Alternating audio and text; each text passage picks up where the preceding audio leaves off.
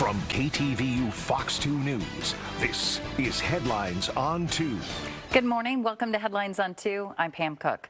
We're following a developing story in Oakland where one pedestrian was killed, another injured by an apparent hit-and-run driver. It happened at about 6:30 last night at 72nd Avenue and International Boulevard.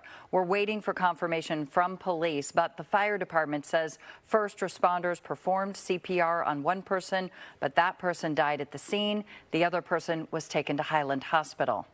Now, one witness told us here at KTVU that while inside a store, he heard a loud crash. He went outside and saw a red car speeding away and two people lying on the ground. A short time later, a four-door red vehicle with front-end damage crashed into a tree and at least one parked car at 84th and International Boulevard, but authorities have not said yet if that car was involved in both collisions.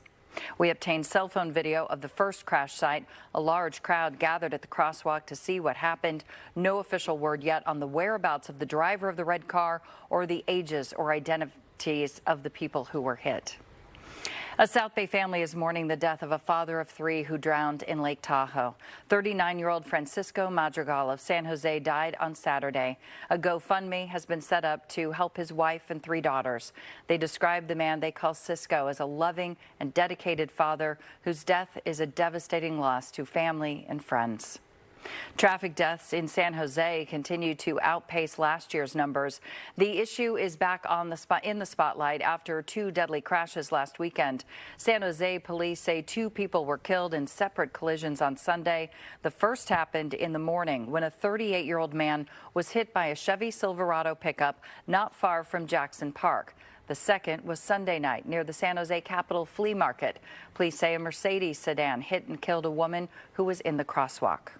Drivers should always look both ways at all costs, even if it's like, you know, looking at the one direction where they don't normally look, they should look anyways. I feel like people aren't respecting sidewalks, people are just running in front of traffic, and like I said, people are speeding and everyone seems like they're in a rush, and I feel like most people aren't. Police say the drivers in both cases remained at the scene and cooperated. There have now been 33 traffic-related deaths in San Jose. This time last year, there were 30. The Democratic National Convention wrapped up its first night. President Biden made the case of why Kamala Harris needs to win the White House, telling delegates democracy must be preserved. The presidential nominee herself took the stage in a surprise move to address the convention. Looking out at everyone tonight, I see the beauty of our great nation.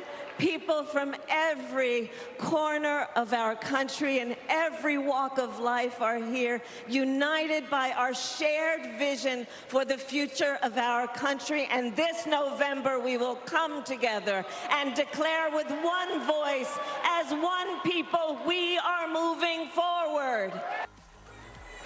California was heavily represented on stage, including speeches from U.S. Senator LaFonza Butler, Lieutenant Governor Eleni Kounalakis, and Warriors head coach Steve Kerr. The convention comes about a month after President Biden stepped out of the presidential race. Last night marked the passing of the Democratic torch. I've got a lot to do. I intend to get it done.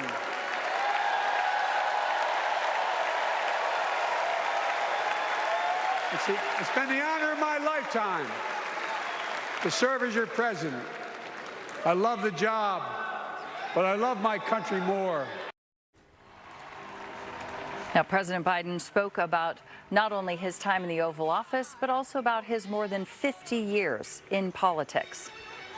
A lot of familiar faces will take the convention stage this week. Today, former President Barack Obama will take the stage. On Wednesday, Nancy Pelosi will address the delegates, along with former President Bill Clinton, with the keynote address delivered by Vice Presidential nominee Tim Walz. Then on Thursday, Kamala Harris will take the stage to formally accept her party's nomination for president. In San Francisco, Manny's expects a full house this week because of the Democratic National Convention.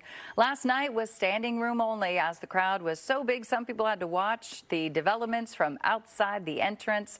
Manny's is hosting viewing parties every night of the convention. probably takes a lot to get a bunch of San Franciscans really excited about this stuff, given the fact that it's a pretty liberal area, but you can just really feel in the room that people are incredibly excited about this race now and really feel represented, and I think there's a lot of pride in having a hometown hero up there as well.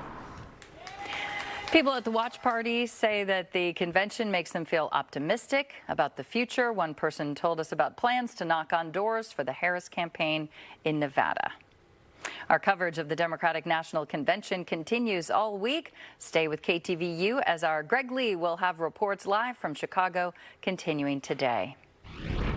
Well, it was a chaotic scene on BART after an equipment issue caused a huge disruption for a few hours. Police and fire had to evacuate passengers on the train heading from 19th Street to MacArthur at about 2:30 yesterday afternoon. Passengers on board reported hearing a pop sound, then seeing smoke coming from the front of the train. Service has since been restored. CAL FIRE says it has stopped the forward progress on multiple vegetation fires that started in the foothills of San Jose. The fire started just before 7:45 last night off Quimby Road. This is time-lapse video from an alert wildfire camera. You can see it burning on different spots of the ridge there. CAL FIRE says there are 3 separate fires totaling more than 30 acres. Containment at this point is about 5%. The cause is not known, but CAL FIRE did issue evacuation warnings as it burned near several homes.